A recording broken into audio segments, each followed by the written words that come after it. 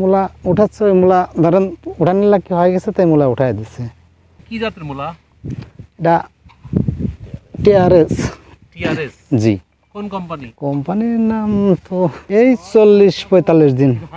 হ্যাঁ, 40-45 দিনেই বিক্রি করা যাবে। বিক্রি করা যাবে। এক সিজনে তাও ধরেন করলে পরে 3-4 বার করা যায়। 3-4 বার। লাভজনক যদি সেরকম খেতে হয়ে যায়, লাভজনক মোটামুটি ভালোই হয়। হ্যাঁ, শীতে হয়, আবার এই মূলা গরমও হয়।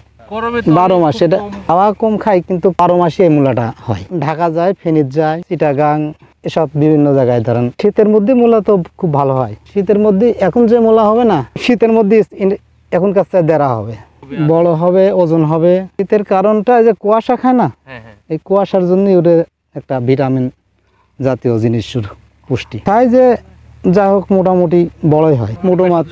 হ্যাঁ, মোটো মাছ মতো। হ্যাঁ, এই মূলাটা 40 দিনের ভিতরে বিক্রি করা যায়। বাজারজাত করা যাবে। জি জি। বিঘা প্রতি দেখেন এখন খাওয়ার ভিতরে বাজার যদি ভালো হয়, 1 বিঘা প্রতি 50 হয়, 60 হয়। খরচ মোটামুটি হয় 20-30 হাজার টাকা। ফলন ওই 80 মন, 100 মন। এখন তো বাজার দর বর্তমান 1000, 1100-1200 করে যাচ্ছে। 1 বিঘা মোটামুটি 31-40। আবার দেখা যাচ্ছে ভাগে পড়ে গেলে আপনার 60 হয়, 50 হয়, 1 বিঘাত লাভ।